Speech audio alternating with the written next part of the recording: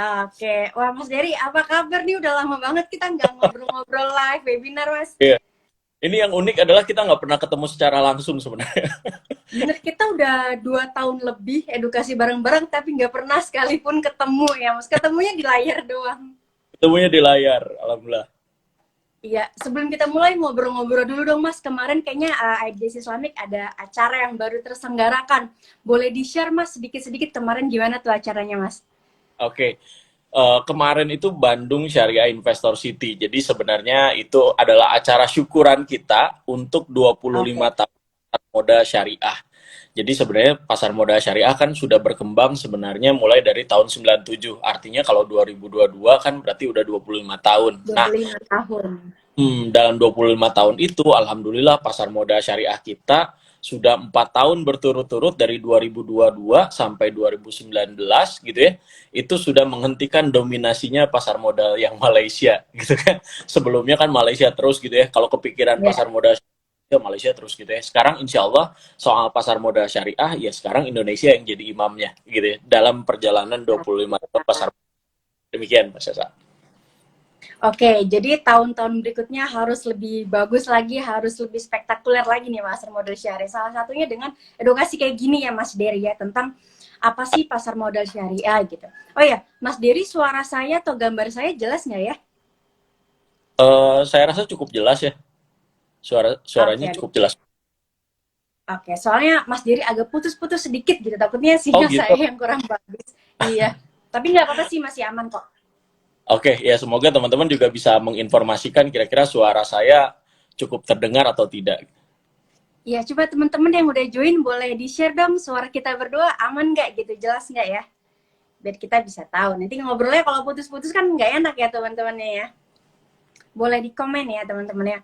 Oke, Mas Dery, sebelum sambil nunggu ya teman-teman respon, kita kan mau bahas tentang pasar modal syariah, investasi yang sesuai sama prinsip syariah.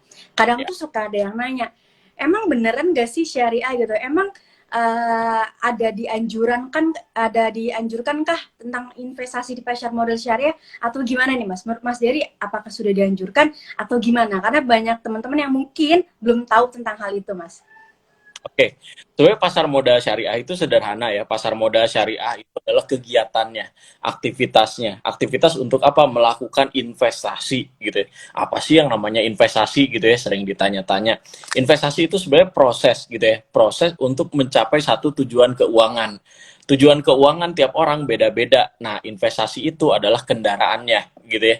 Mungkin tujuan saya dan Mbak Sasa ada yang sama. Misalnya kita menyiapkan dana pensiun gitu ya, tetapi cara kita berinvestasi pasti berbeda gitu. Mbak Sasa misalnya, wah kalau saya tenang aja, saya masih muda gitu ya, saya misalnya menggunakan instrumennya saham syariah gitu ya. Kalau saya sebenarnya sudah agak berumur nih, sudah tua, wah berarti saya pilihnya sukuk retail atau sukuk tabungan gitu ya. Jadi teman-teman sebenarnya investasi itu apakah dianjurkan? Oh tentu gitu ya. Dalam agama kita sebenarnya penting gitu ya. Untuk apa? Untuk menurunkan atau menjaga keturunan kita gitu ya, supaya dia tidak khawatir atas kesejahteraannya. Artinya apa? Keturunan di bawah kita mesti sejahtera. Bagaimana cara keturunan kita menjadi sejahtera kalau kitanya tidak sejahtera gitu ya. Jadi cara mengelola keuangan, cara menggunakan uang itu akan dicontoh oleh generasi di bawah kita. Misalnya saya dicontoh oleh anak saya gitu kan.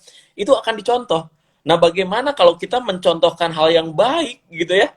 Kalau misalnya kita nggak punya pemahaman yang baik, maka dari itu sudah sangat dianjurkan, silakan teman-teman belajar bagaimana cara mengelola keuangan yang baik. Dan tidak ada pengelolaan keuangan yang baik tanpa investasi. Kenapa? Karena memang dalam pengelolaan keuangan ada 3 hal yang paling penting. Menabung, gitu ya. Kemudian memiliki asuransi. Yang ketiga adalah berinvestasi. Satu dari 3 ini tidak boleh hilang. Jadi teman-teman kalau ditanya apakah sangat dianjurkan? Oh tentu, segala yang baik pasti dianjurkan.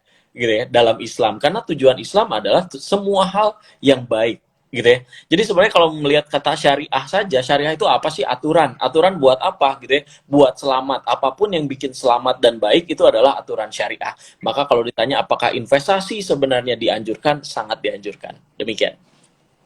Oke, setuju ya, hal yang baik itu pasti dianjurkan untuk dilakukan, dan dalam Al-Quran pun ada gitu ya untuk yang berkaitan tentang investasi. Di surat Yusuf itu ada, teman-teman nanti bisa cek. Nah, jadi buat teman-teman yang masih bertanya, emang investasi itu masih dianjurkan nggak sih? Atau kadang masih ada yang ragu ya teman-teman buat investasi, karena mungkin banyak kasus-kasus di luar sana yang merugikan banyak pihak gitu. Nah, makanya teman-teman perlu yang namanya belajar buat mengedukasi diri, mana nih yang benar, mana yang enggak. Salah satunya mengikuti edukasi seperti ini gitu. Nah, kalau ngomongin pasar modal syariah nih Mas Dery, boleh dijelasin nih pasar modal syariah itu kayak gimana sih? Dan Hmm. apa sih bedanya sama pasar modal konvensional yang kita tahu lebih banyak mungkin ya gitu Mas? Iya, bagi teman-teman yang sebenarnya sudah paham pasar modal, ini sebenarnya mudah untuk membandingkan. Tapi bagi teman-teman yang belum mengerti gitu ya pasar modal, kalau kita lihat pasar modal syariah, teman-teman tidak perlu dibawa rumit. Pasar modal syariah itu adalah pasar modal yang memang dikenal, gitu ya, yang kita kenal. Jadi pasar modal itu adalah kegiatan. Kegiatan apa? Kegiatan jual beli. Jadi di dalamnya tuh jual beli. Hampir semua investasi yang kita kenal itu modelnya adalah jual beli. Kita sebut investasi apa? Investasi emas, jual beli. Investasi properti ya juga jual beli juga, sama komoditas juga sama, jual beli juga. Nah, saham pun sama gitu ya. Pasar modal pun sama, ada saham, ada reksadana, ada sukuk. Semua modelnya hampir semua adalah jual beli gitu ya. Jadi pasar modal ini sebenarnya kompleks, banyak hal. Nah, teman-teman, bagaimana gitu ya kita memilih pasar modal syariah? Jadi pasar modal syariah ini ada batasan-batasannya, gitu ya. Jadi pasar, gitu ya, tapi ada batasan-batasannya. Contoh kayak kita datang ke supermarket, gitu ya. Kalau kita mau berbelanja sesuai dengan aturan syariah, gitu ya, maka ke supermarket kita tidak dibolehkan untuk membeli minuman keras, gitu ya. Di pasar modal pun sama, teman-teman. Jadi kalau misalnya kita di pasar modal, jangan beli gitu ya, saham atau perusahaan yang terlibat dalam produksi minuman keras. Sesederhana itu, teman-teman. Kalau misalnya teman-teman mau produknya apa namanya, efeknya fixed income atau efek pendapatan tetap kayak yang tadi saya ceritain buat dana pensiun gitu ya, itu sebenarnya ada pilihannya juga. Oh, saya nggak boleh milih obligasi, karena kalau saya mau jadi investor syariah atau terlibatnya di pasar modal syariah, obligasi bukan pilihan. Pilihan saya adalah sukuk. Jadi ini sederhana, tinggal kita milih aja, gitu ya. Pasar modalnya ya itu aja, gitu ya. Teman-teman bayangin belanja online, ya belanja online kan kegiatannya kayak gitu. Nah, kalau misalnya ditanya, gitu ya, kalau belanja online adalah kegiatannya, kalau ditanya pasarnya kayak gimana? Oh, kalau saya sebut Tokopedia, Shopee, Lazada, Blibli, segala macam, itu adalah place-nya, marketplace-nya. Nah, Bursa Efek Indonesia itu marketplace-nya. Jadi tidak dipisah antara Bursa Efek Indonesia dan Bursa Efek yang syariah gitu ya. Kenapa gitu ya tidak berbeda dengan bank? Karena memang ya teman-teman, kunci memilihnya adalah di teman-teman sendiri. Sedangkan dari sistemnya gitu ya, kurang lebih tidak jauh berbeda. Tinggal teman-teman pilih mau cara syariah atau enggak. Oke, jadi sekarang teman-teman udah tahu lah ya gambarannya tentang pasar modal syariah itu seperti apa gitu. Dan bener kata Mas Diri tadi, simpelnya tuh kayak kita ke pasar gitu ya. Di situ kan banyak warung-warung gitu ya. Warungnya itu MNC-nya nih teman-teman gitu. Nah, itu udah masuk ke warung MNC gitu ada namanya ya. Nah, nanti teman-teman tinggal pilih jualannya nih ya yang sesuai prinsip syariah gitu, bukan yang kalau makanan bukan makanan yang haram gitu kan. Kalau di sini investasi reksadana syariah, investasinya saham syariah kayak gitu. Nah, terus juga sebenarnya tadi ya investasi di pasar modal konvensional ataupun syariah sebenarnya cara mekanisme sama ya Mas, jadi mirip gitu. Cuman yang membedakan adalah kalau di pasar modal syariah ini ada akadnya, ada prinsip-prinsip yang harus ditaati juga gitu. Nah, Mas Dery boleh dong di-share kalau di pasar modal ini yang syariah akadnya ini seperti apa? Mungkin teman-teman ada yang bingung, oh ada akadnya ya gitu ya. Nah, ini Mas Dery boleh dong di-share. Oke, ini juga pengenalan akan penting. Kenapa? Karena yang banyak yang salah kaprah gitu. Syariah kok bisa belanja tapi nggak ketemu orangnya gitu kan? Syariah kok nggak ada apa namanya, nggak ada kelihatan syariahnya. Mungkin orang-orang tuh kebayang akad gitu ya, yang namanya akad itu harus diucapkan. Padahal tidak perlu gitu ya. Akad itu yang harus diucapkan sebenarnya dalam akad nikah. Jadi teman-teman jangan salah kaprah. Akad dalam akad nikah ya itu baru diucapkan gitu ya. Tetapi kalau misalnya dalam jual beli pada dasarnya sah-sah aja kalau misalnya kita tanpa berbicara apa namanya ada ijab kabul secara apa namanya secara linguistik gitu ya, secara kata-kata gitu ya. Jadi bayangin teman-teman kalau misalnya datang ke minimarket aja kita nggak ngomong sama sekali kan biasanya gitu ya, cuman ambil barang apa yang kita biasa beli misalnya gitu ya. produk minuman misalnya Coca-Cola gitu ya, kita tinggal taruh aja gitu ya di apa namanya, di kasirnya, terus Panjang. tinggal bilang gitu ya bahwa ini harganya 10.000 ya, tinggal kita bayar 10.000 uang pas gitu, tinggal ambil struknya kemudian pulang gitu ya. Itu Coca-Colanya halal apa enggak gitu ya? Jawabannya halal, padahal nggak ngomong sama sekali gitu ya. Apakah mbaknya harus bilang saya jual Coca-Cola gitu ya, satu botol dengan harga 10.000 dibayar tunai, oh saya terima Coca-Cola misalnya ya. Jadi teman-teman gitu ya, ini yang namanya akad dalam jual beli saham dinamakan dengan bai al musawamah gitu ya. Sedangkan kalau dalam sukuk ini tergantung, sukuk akadnya lebih macam-macam. Tapi kalau misalnya yang umum dalam saham kan biasa kita ngomongin kalau pasar modal tuh lebih banyak ke saham gitu ya. Ini yang umum sebenarnya teman-teman bai al musawamah. Tetapi kalau misalnya yang sukuk, nah ini macam-macam. Ada yang pakai akad ijaroh, boleh. Ada yang pakai akad mudorobah, ya silahkan gitu ya. Teman-teman nanti di sukuknya sendiri memang ada ketentuan. Oh ini adalah sukuk ijaroh. Wah itu macam-macam. Nah kalau saham semuanya sama. Akadnya adalah jual beli bai al musawamah. Ini artinya apa? Penjual dan pembeli gitu ya boleh saling menawar untuk mencapai harga kesepakatan. Dan penjual juga nggak usah ngomongin gitu, saya beli saham ini 4.000 loh, sekarang kan harganya 8.000, ini saya jual 7.900. Nggak perlu diceritain kayak begitu. Tinggal teman-teman di aplikasi masukin aja pengen jual di harga berapa. Tidak perlu dijelaskan sama sekali. Dan yang pembeli gitu ya kalau mau beli dengan harga yang terbaik ya silahkan gitu. Harga yang ada misalnya 7.900 ya sikat di 7.900. Kalau misalnya kemahalan, boleh nggak nawar 7.500? Boleh, tapi ngantri dulu.